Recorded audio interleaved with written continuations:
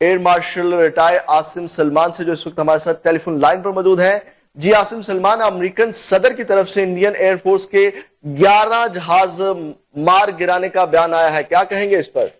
دیکھیں جی، جس وقت یہ 6 اور 7 کا معرکہ ہوا مئی میں 2025 میں، تو ہم نے ان کے جو تھے 8 جہاز گرائے، جس میں سے 7 جو تھے وہ طیارے تھے اور 1 ڈرون تھا، اور یہ جو تھے میزائلوں سے گرائے گئے یہ والے جہاز جو تھے.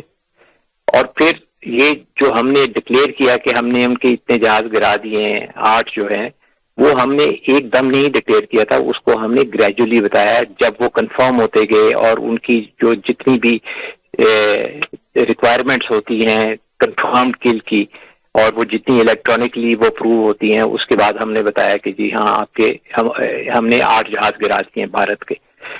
اب ہوتا یہ ہے کہ جی جب ایئر کامبیٹ ہو رہی ہوتی ہے تو ایئر کامبیٹ کے اندر اس طرح ہوتا ہے کہ جہاز جب ایک دوسرے جہاز کو نشانہ بناتا ہے اپنے میزائل کا، تو اس کی کچھ پیرامیٹرز ہوتے ہیں، کچھ جو پیرامیٹرز ہوتے ہیں وہ ہارٹ آف انویلپ پیرامیٹرز ہوتے ہیں، جس کے اندر جہاز کے جب آپ ماریں گے میزائل تو تقریباً کل پروبیبلٹی 100% ہو جاتی ہے. اور اگر آپ وہ ہارٹ آف انویلپ یا فرنجز سے یا پیرامیٹر سے جب وہ آپ لانچ کرتے ہیں میزائل تو اس کے اندر کل پروبیبلٹی کم ہو جاتی ہے. تو جس وقت یہ ہماری ان کے ساتھ جنگ ہو رہی تھی اور ہمارے چیف مارشل بابر سدھو اس کو لیڈ کر رہے تھے آف روم سے ساری ایئر کامبیٹ کو، تو انہوں نے یہ ایک ان کو سگنل دیا ہوا تھا کہ اور ان کو ایک آرڈر دیا ہوا تھا کہ آپ کے پاس جو بھی جہاز آئیں گے آپ نے ان کو مار گرانا ہے. اب ہوا اس طرح کہ جب انڈینز ہماری طرف آنا شروع ہوئے تو ان کا ایم یہ تھا کہ ہم کسی طرح پاکستانی ٹیریٹری میں گھس جائیں، تاکہ یہ کہ ہم بولیں کہ جی ہم نے ان کو گھس کے مارا.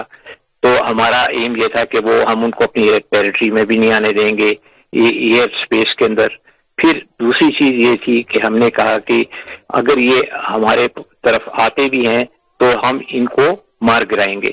اچھا، اب اس میں یہ ہوتا ہے کہ جس وقت آپ دشمن کو نشانہ بناتے ہیں تو اس کو بھی کچھ انڈیکیشنز آتی ہیں کہ ان کو میزائلوں نے لاک کیا ہوا ہے اور ان کے اوپر میزائل آنے والا ہے. تو جو ہی ان کو لاک لگتا تھا وہ اپنی ملک کی طرف یا اپنے انڈیا کی طرف بھاگنا شروع کر دیتے، پاکستان کی ٹیریٹری سے اپنا وہ منہ موڑ لیتے تھے.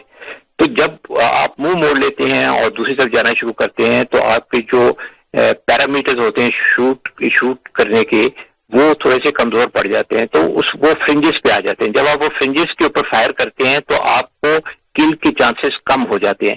تو ہم نے جو جہاز گرائے اس کے علاوہ ہم نے 10 سے 15 اور میزائل بھی فائر کیے جو کہ فرنجز کے اوپر فائر ہوئے ہیں.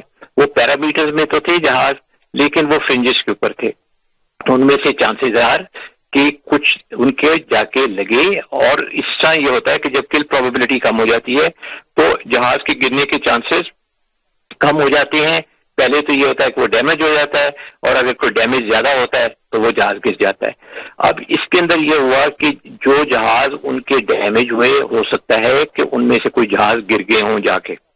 اور چونکہ ٹرمپ صاحب کے پاس تو سی آئی کی اور ساری انٹیلیجنس ایجنسیز کی جو ہے وہ صلاحیتیں موجود ہیں، اور جو وقت گزر رہا ہے تو اس طرح کی چیزیں عیاں ہوتی جا رہی ہیں کہ جو ہم نے ان کا نقصان کیا وہ 8 جہازوں سے زیادہ تھا.